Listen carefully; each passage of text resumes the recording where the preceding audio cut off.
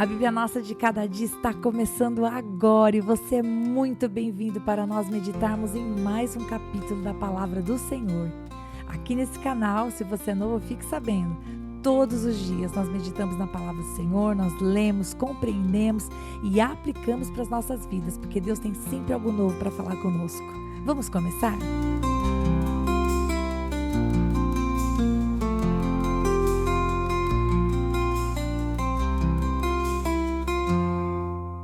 E hoje nós vamos meditar no capítulo 20 de João.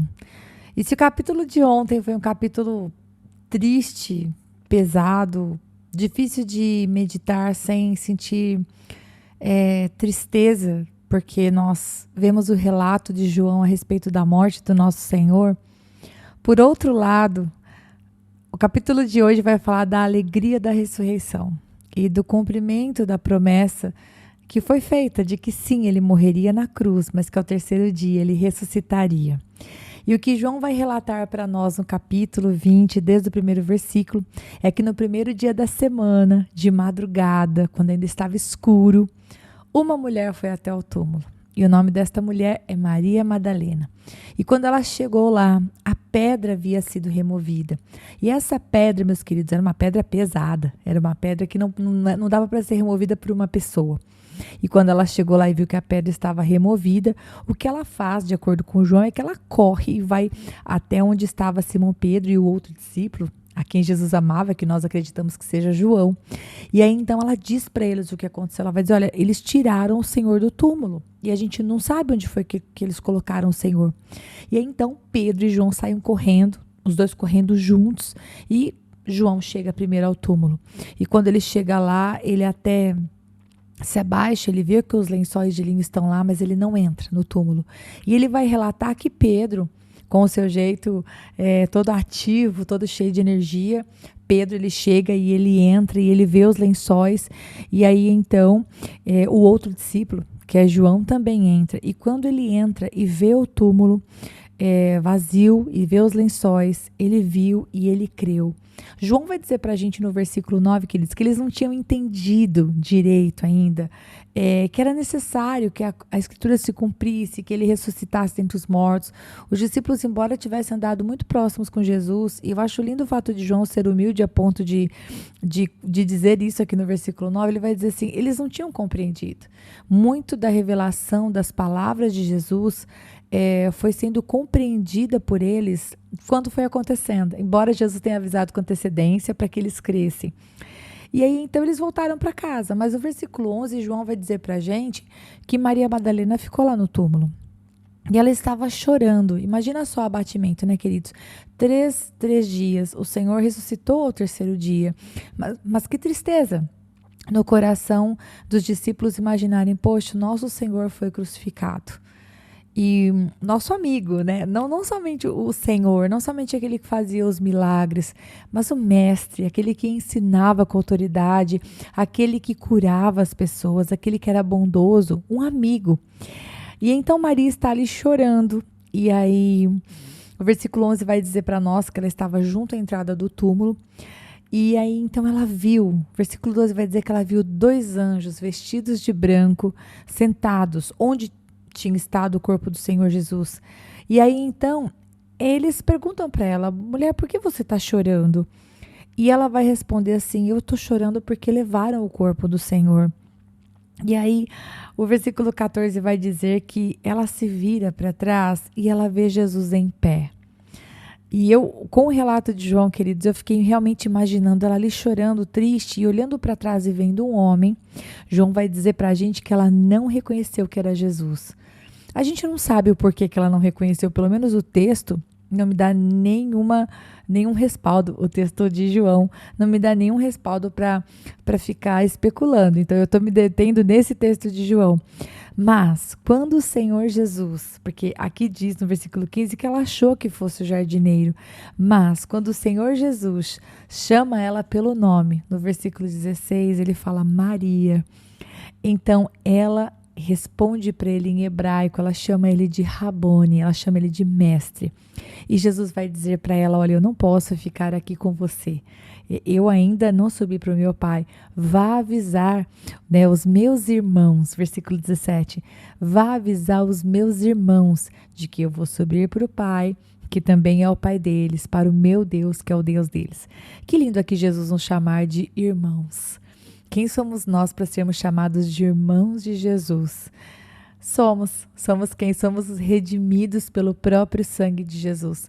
Não temos condição em nós de sermos chamados irmãos de Jesus se ele não tivesse comprado esse direito para nós, de sermos chamados filhos de Deus e irmãos de Jesus, a despeito de quem somos, não é verdade? Nós sabemos quem nós somos, nós sabemos das nossas falhas, nós sabemos do nosso coração, dos nossos pensamentos, o quanto nós fazemos como Paulo, né? Esmurramos nosso corpo para reduzi-lo a nada, para realmente nos parecermos com Cristo, mas não há obra que eu e você possamos fazer que pudesse nos dar o direito de ser chamados filhos de Deus. Ao contrário, são chamados filhos de Deus aqueles que creem no seu nome, aqueles que creem que Jesus Cristo é o Messias. E ele vai dizer então no versículo 17, vá avisar os meus irmãos. E foi exatamente isso que ela fez. No versículo 18, João diz pra gente que ela foi e anunciou aos discípulos e falou, olha, eu vi o Senhor. E então, versículo 19, conta para nós algo maravilhoso. As portas estavam trancadas. E João vai dizer para nós que estavam trancadas porque eles estavam com medo dos judeus. E era justo que humanamente eles estivessem com medo. Afinal de contas, o fato de eles terem matado Jesus demonstrou que eles não estavam para brincadeira. Então eles estavam, sim, com medo e com as portas fechadas. E Jesus, versículo 19, veio e se pôs no meio deles. Jesus passou pela porta, passou pela parede, simplesmente apareceu, nós não sabemos. Mas João vai dizer para nós, Jesus, com um corpo glorificado, sobrenaturalmente entrou naquele lugar. Mas Jesus ele não era transparente, não significava que ia passar a mão assim pelo corpo de Jesus e varar do outro lado. E a gente vai ver isso porque depois Jesus vai ser tocado por Tomé. Jesus vai dizer para Tomé mais para frente, olha, toca aqui. Então, embora o corpo de Jesus ele fosse capaz de repente, passar pela parede, ou Jesus poderia simplesmente, no estalar de dedos, se locomover, se deslocar de um lado para o outro, ele também tinha estrutura.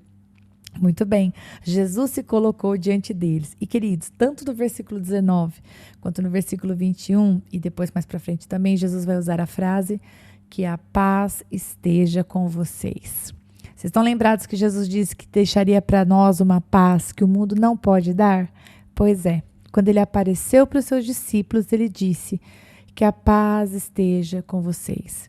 E aí no versículo 20 ele vai mostrar as suas mãos, ele vai mostrar o seu lado, ele vai comprovar de que realmente era ele, que havia estado na cruz sim, mas que agora estava vivinho da Silva diante dos seus discípulos. E então no versículo 21 ele vai dizer algo muito importante. Ele vai dizer assim, ó, assim como o Pai me enviou, eu também estou enviando vocês. Era como se Jesus estivesse passando para eles agora, definitivamente, o bastão. Porque Jesus iria voltar para o Pai, como ele havia dito no versículo 17 para Maria, e falou, olha, anuncia isso para os outros. Portanto, agora cabia aos discípulos levar essa boa nova. E a boa nova era qual? A do perdão dos pecados.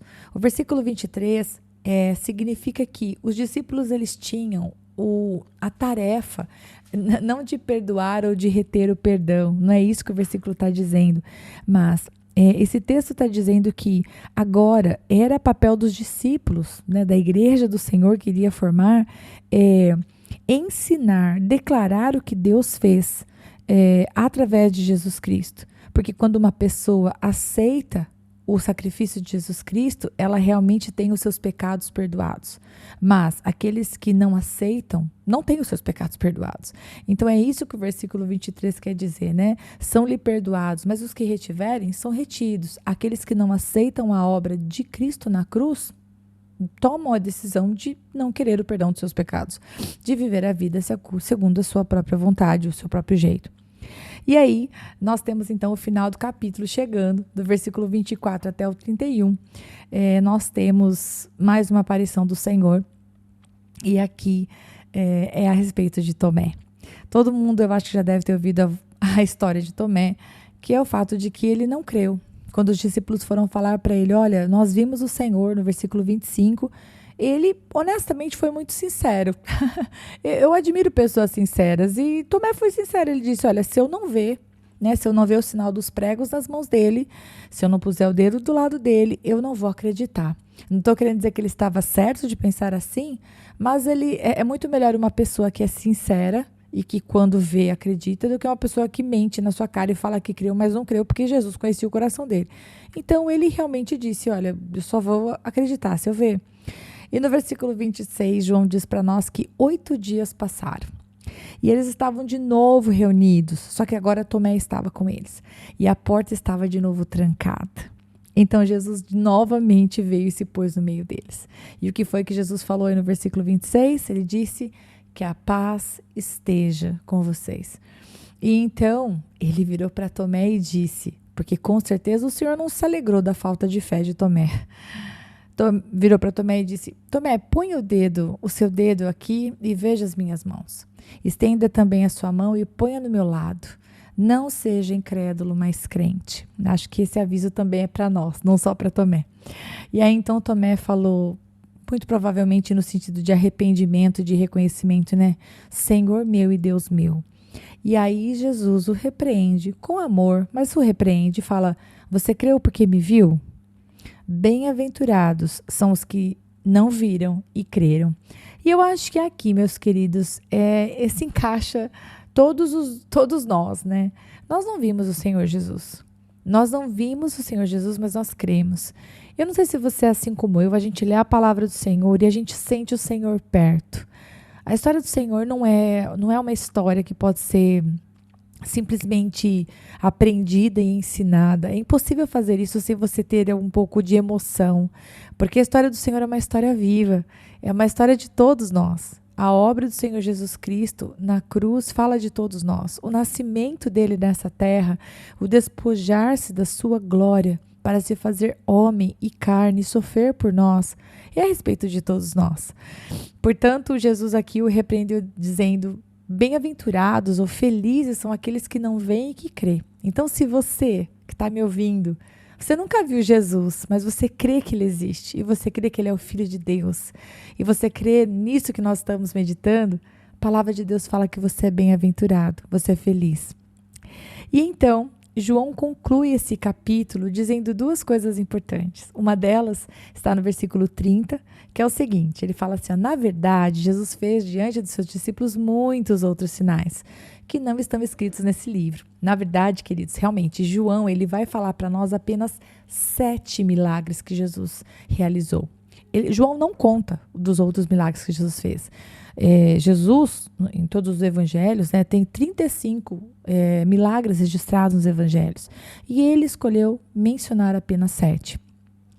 E no versículo 31, ele vai falar qual é o propósito do evangelho, que nós já falamos a respeito disso. Ele escreveu para que a gente creia que Jesus é o Cristo, o Filho de Deus, e para que, crendo, tenham vida em seu nome. Ou seja, mais uma vez, João vai dizer para nós que a vida no nome de Jesus é através da fé.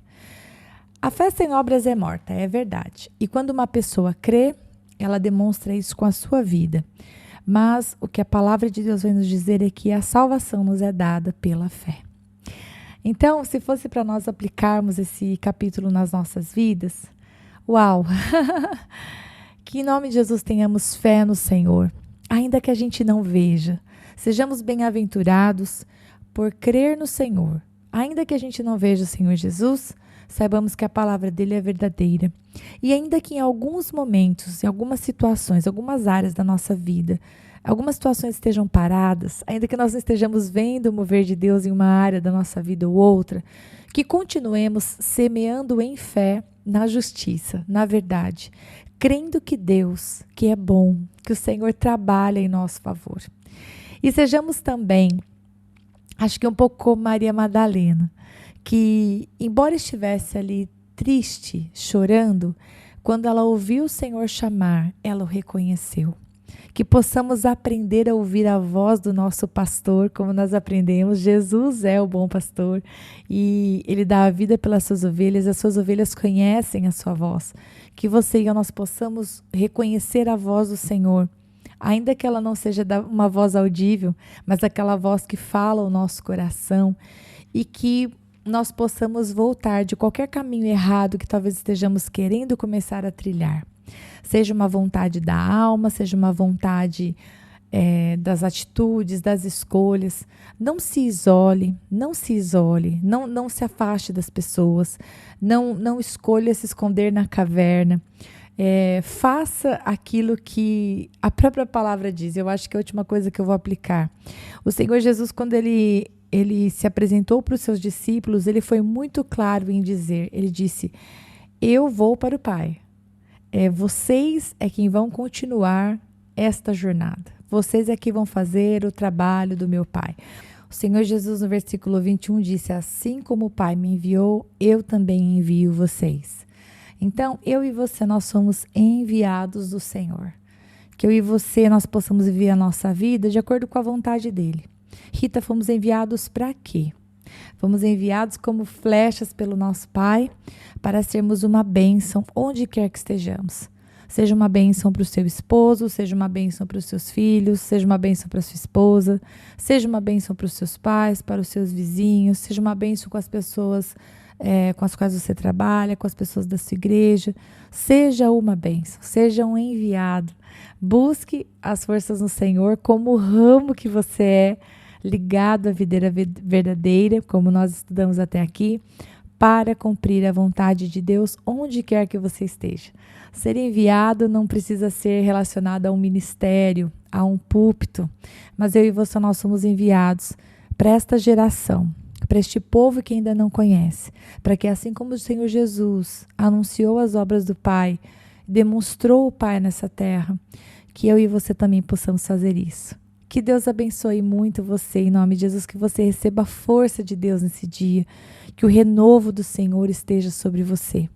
E nos alegremos porque o nosso Senhor e Salvador ressuscitou e está vivo, para a glória de Deus Pai. Deus te abençoe e até o próximo episódio.